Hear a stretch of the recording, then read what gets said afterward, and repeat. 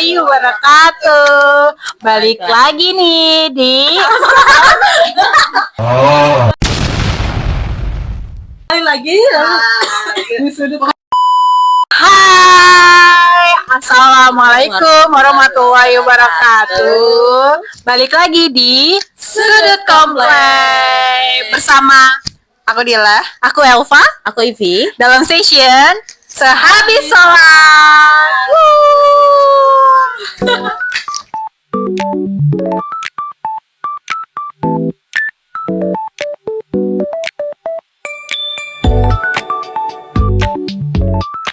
Nggak semua orang punya kapasitas buat mengerti kita juga, mungkin karena dia lagi banyak beban mental, entah itu kerja, keluarga, atau apapun itu di hidup dia. Nggak semua orang bisa punya kapasitas untuk mengerti kita, jadi kita nggak bisa ngotot minta di ngertiin. Sebenarnya yang ngerti diri kita ya gitu sendiri. Betul. Itu kan sesuatu yang eksternal ya. Jadi kalau seandainya kita minta validasi orang lain buat ngertiin kita, kayaknya itu terlalu berlebihan sih. Dan kita nggak akan dapet itu. Tapi jangan lupa juga, maksudnya kalau misalkan memang udah berat banget, jangan lupa cari kegiatan atau apapun yang bisa meregulasikan beban mental kamu, atau ya minta tolong sama orang yang kamu percayain gitu. Jangan dipendam sendiri, maksudnya nggak semua beban itu kita bisa nyelesain sendiri juga. Kadang-kadang ngomong gini takutnya ada yang kayak, oh kok gitu gue nggak usah ngomong-ngomong deh, takutnya kan kayak gitu ya. Kayak gitu juga salah kalau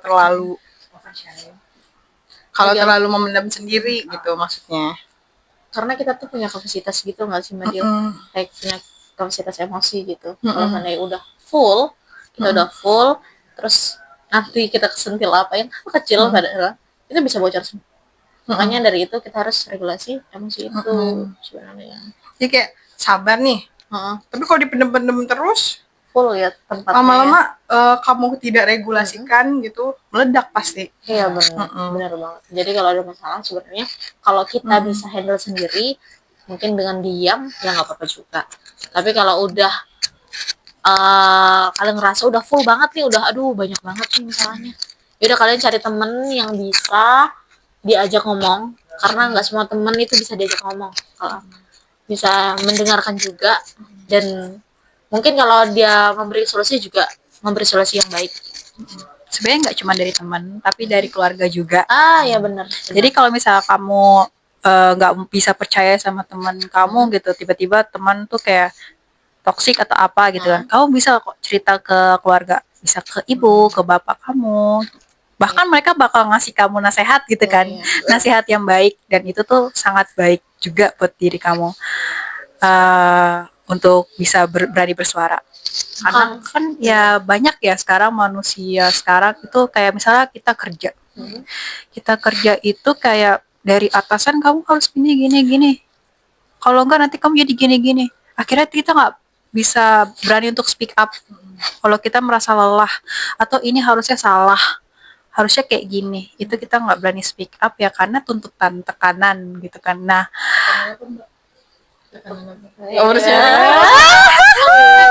jangan dong. Ini umum, nggak cuman aku kayaknya yang ngerasain kan. Pasti ada aja orang tekanan di kantor gitu kan. Nah, itu cara menyikapinnya itu yang kadang orang bingung harus gimana gitu kan. Bener sih kata Mbak Elva bilangnya, kita itu kalau bisa ya caranya sama keluarga itu lebih aman banget kalau udah keluarga itu. Tapi kalau memang keluarganya mungkin belum bisa mengasih solusi yang baik, karena semua keluarga itu memberikan solusi yang baik, mungkin ke teman juga bisa. Tapi ke teman yang benar-benar kamu percaya ya. Iya. Karena banyak banget nih. Banyak banget yang punya topeng baik, tapi di belakangnya malah menyebarkan gitu kan, yang nggak kita tahu gitu kan. Makanya kalian juga harus selektif dalam memilih teman gitu. Selektif. Betul, insight ini itu dari pengalaman pribadi ya, bukan dari maksudnya bukan dari ilmuwan mana, bukan dari buku apa. Itu insight kayak gini murni dari apa yang kita pelajarin dari hidup kita gitu. Soalnya menurut aku pelajaran yang paling baik itu adalah bukan pelajaran akademik tapi pelajaran hidup. Iya. Itu Pengalaman hidup. Iya, pengalaman hidup. Iya. Itu suatu guru yang apa ya? Ngena Guru ya yang ngena banget Ngena gitu. Gitu. Pengalaman itu ngena banget. Iya. Buat kalian tumbuh menjadi yang lebih baik. Karena pelajaran-pelajaran kayak gitu nggak ada ya di sekolah ya. Iya. Hidup itu maksudnya Iya. kan kalau di kehidupan itu kan kalau di kehidupan kalau di kehidupan itu kan kita sesuatu yang nggak bisa terduga gitu. Iya. Kan Iya betul. Kok namanya hidup pasti apa ya? Nggak tahu besok tuh bakal akan ada apa gitu. Entah itu hal baik datang atau sebelum menjadi cobaan gitu. Uncertainty lah. Itu nggak sih bahasa Inggrisnya, gue nggak tahu. Ya pokoknya begitu, tidak terduga-duga. Life is never flat. terus kalau Mbak Dila meregulasi emosinya seperti apa sih Mbak Dila? Kalau Sani udah Kalau full banget. aku biasanya nulis sih. Oh. Aku kayak dulu udah pernah yang video sebelumnya ngomong nulis. Oh. Tapi gini ya, setiap orang beda-beda gitu. Aku cara regulasinya. Kalau aku lebih kalau lagi ada beban tuh lebih sulit ngomong tapi lebih seneng nulis gitu. Tapi jangan disamakan, misalkan misalkan Mbak Ivi nih lagi beban tulis gitu. Karena kan katanya Mbak Dila itu efektif, bisa nih ngurangin rasa itu. Ternyata enggak. Nah berarti maksudnya cara aku belum tentu efektif di orang lain. Setiap orang punya caranya masing-masing. Jadi temukan cara terbaik buat diri kamu sendiri itu lewat terus coba-coba aja. Coba-coba kamu explore hobi-hobi, ngelukis, jogging, atau ikut workshop kerajinan, apapun itu. Jadi untuk melupakan masalah saat gitu kan. Ngambil hal yang positif. Benar. Tapi kalau aku biasanya Maaf. kalau aku biasanya kadang buat melupakannya itu cari sesuatu yang membahagiakan atau yang membuat aku berimajinasi. Iya. Iya. Jadi sebenarnya aku suka nonton film gitu kan, Mbak. Jadi kalau dengan aku nonton film, aku tuh otakku penuh dengan imajinasi seperti ini kelanjutannya kayak gimana. Orang ini mati atau enggak gitu. Pemeran utamanya nanti endingnya gimana. Jadi tuh otakku penuh dengan imajinasiku sendiri dan akhirnya aku bisa melupakan masalahku untuk sesaat gitu. Jadi kan kalau kita bisa menenangkan diri kita sendiri, kita bisa berpikir positif lagi kan untuk yang kedepannya gitu. Setuju. Berarti cara meregulasi Mbak Dila sama Mbak Elva berbeda ya? Berbeda. Tapi tetap sama, maksudnya tujuannya ya biar rasa yang tenang, yang tenang dulu. Iya benar. Pokoknya jangan panik, selalu kasih diri kamu waktu untuk ngeproses, entah itu diem 5 menit. Aku saranin sih kalau ada sesuatu diam dulu. Iya, diam dulu. Kamu regulasi dulu deh di pikiran kamu, jangan keluarin kata-kata yang bisa nyakitin orang. Betul. Benar banget. Aku juga lebih. Tapi saat ini aku nggak kemana-mana ya, kayak Mbak kan ke film contohnya ya.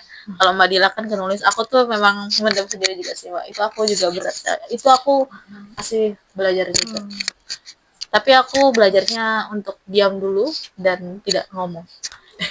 Karena apa? Aku takut ngeluarin kata-kata yang ternyata kita tuh nggak tahu itu nyakitin orang lain. Plus itu juga yang kita rasain itu ternyata salah gitu. Yang ternyata itu nggak benar. Terus kita udah ngomong yang jelek untuk orang lain gitu. Tapi kalau menurut aku Mbak Ivi ini orangnya aktif. Aduh. Jadi dia tuh sibuk gitu. Benar. Jadi dia nggak bisa diem. Jadi menurut aku kayaknya itu menjadi mungkin ya. Kamu untuk melupakan masalahmu itu dengan aktif. Kamu tuh kayak gak bisa diem. Pokoknya ayo habisnya gimana atau kamu masak atau apa, bersih-bersih. Iya, karena itu menurut aku itu juga termasuk cara kamu meregulasi diri untuk melupakan masalah sesaat dengan sibuk gitu. Menurut aku itu mungkin kamu ya, di situ. Mungkin ya. Karena aku memang bukan nggak bisa diam sih, tapi emang aku bukan nggak bisa diem ya guys. Iya, bukan nggak bisa diem tapi cacing. abstrak banget. Ini kan lagi terharu ya. Maaf ya. Kan bisa dicairin dikit lah ya. Cairin Biar nggak dikit. terlalu serius. Kaku Iya, gitu benar. kan. Iya bener kata Mbak Dila, aku baru nggak juga. Aku suka sibuk sih sebenarnya. Gila. Karena kalau nganggur itu aku pikiranku udah kemana-mana gitu. Mendingan aku sibuk aja deh gitu. Tapi burn out gak? Maksudnya aku kepo nih. Mungkin sibuk itu suatu pelampiasan kamu untuk aku nggak tahu ya pelampiasan apa, pelampiasan untuk ya pokoknya mensibukkan pikiran atau mensibukkan secara fisik. Tapi burn out gak gitu? Sejauh ini sih masih aman. Masih aman. Masih aman banget. Berarti bisa nemuin keseimbangannya. Benar. Gitu. Contohnya aku lagi TA gitu kan. Ini masih sibuk-sibuknya TA. Ya udah break masak itu buat aku terapi juga sih. Walaupun aku juga pusing gitu. Maksudnya masak tuh kan ribet ya sebenarnya. Tapi karena dari masak itu aku nggak ngeliat layar laptop dulu. Itu breaknya aku. Jadi kayak alhamdulillah sih aku ada beberapa kesibukan ini. Bagus, bisa karena apa? iya. Sorry. Iya. Ya benar. Ya benar.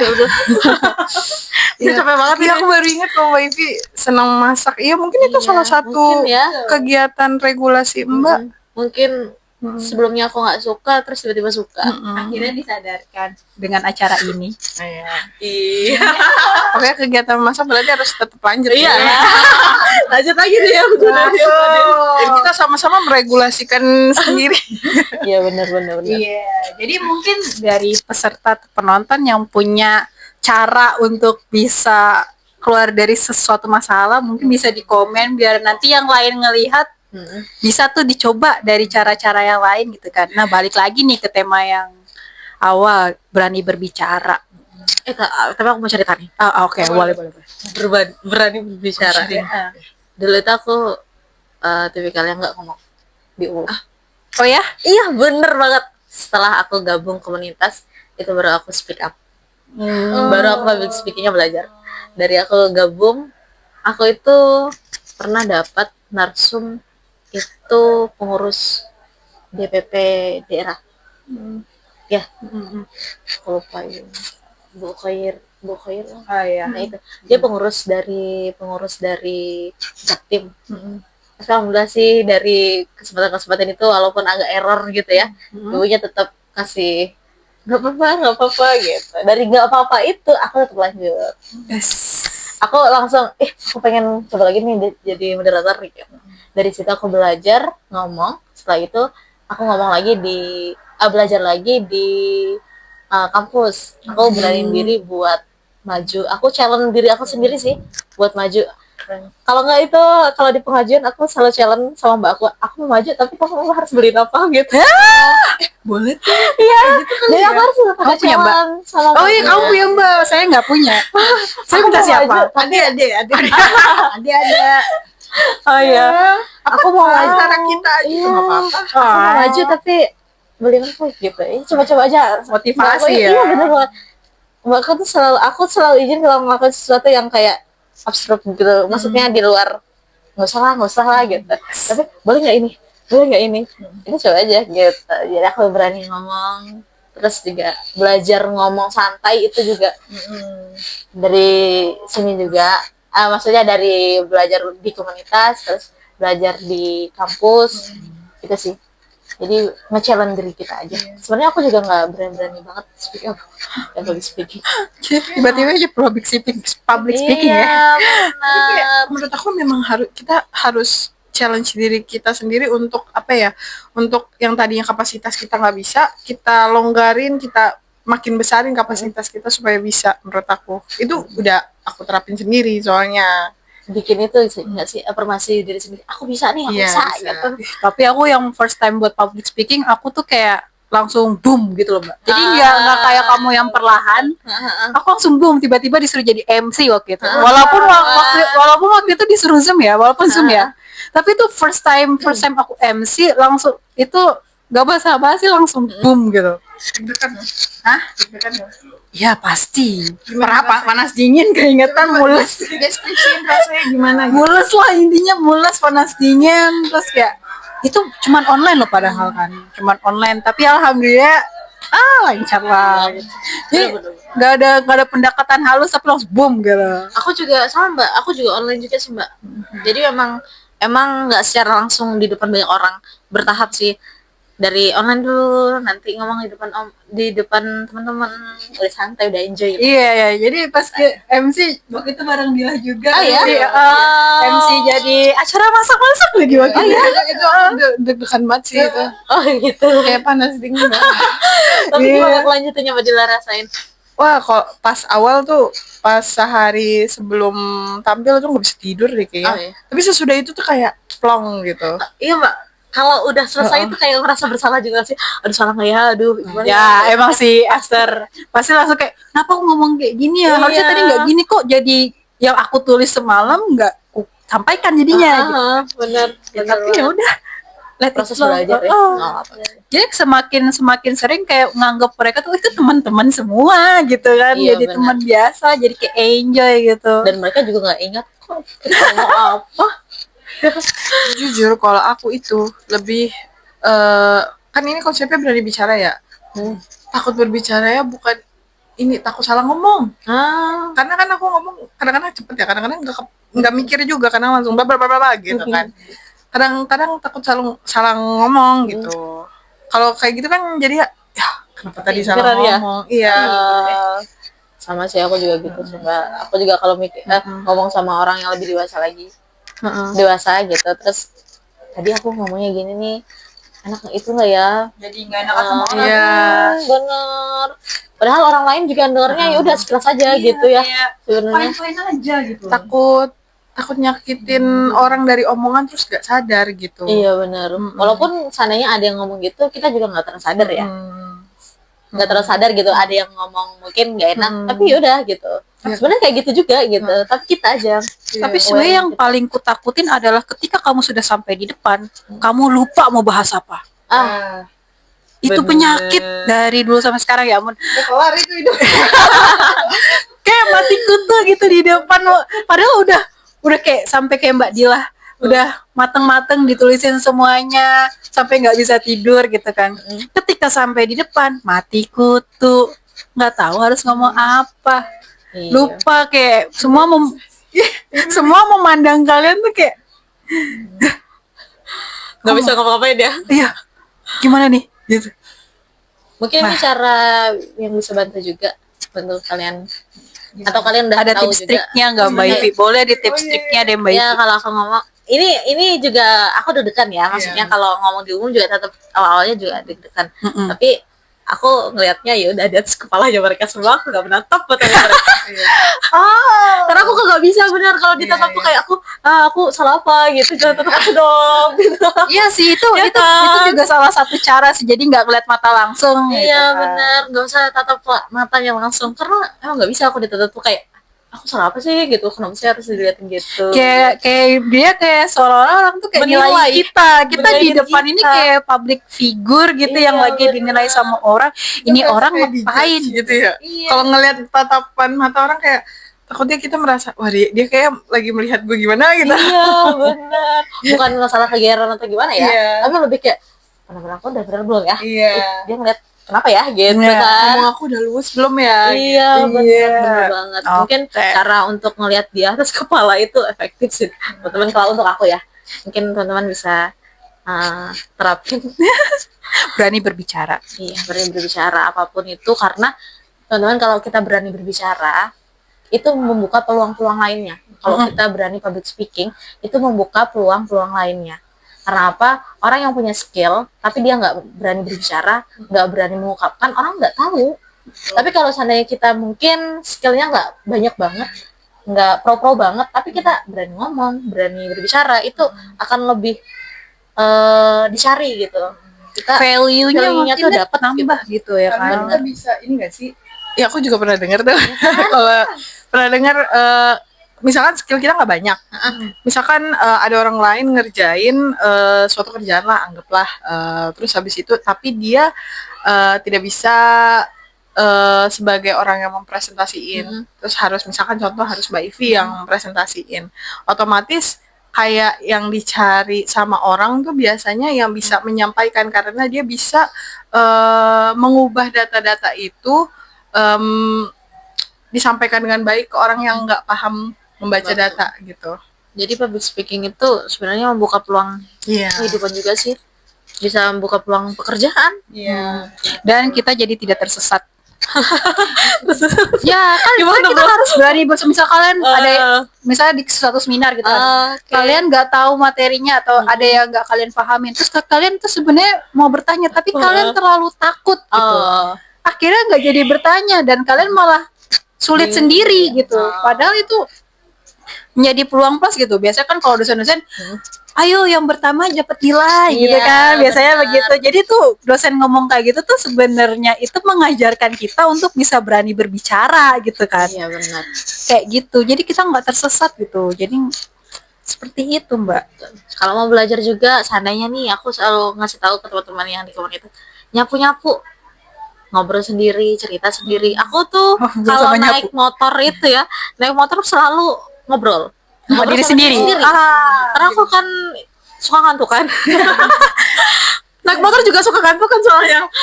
Suka ngantuk kan, maksudnya biar fokusnya tetap gitu. Aku entah itu nasihat.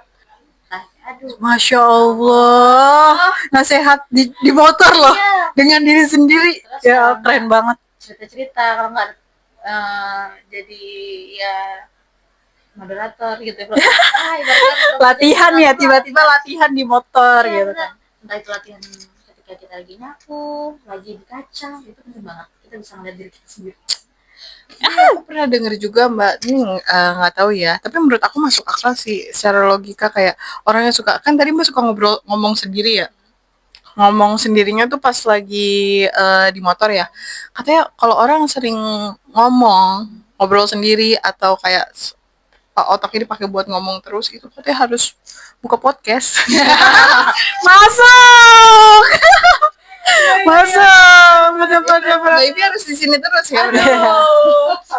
Oke. Itu tadi semua adalah pengalaman kita ya untuk bisa ada hasil dari podcast ini ya. Tiba-tiba buka podcastnya, kenapa? Karena kita udah belajar public speaking, kita udah bisa caranya berani untuk bersuara, dan akhirnya kita membuka podcast ini, guys. Jadi kalian jangan bosan-bosan ya nonton kita. Oke. Jangan lupa juga dilatih public speakingnya. Iya. Biar peluangnya semakin banyak. Dilatih buat bisa berani bersuara. Iya. Curhat sama teman-teman terpercaya kamu, sama keluarga kamu, agar bisa berkomunikasi sesama gitu kan. Sampai jumpa lagi. Bye bye.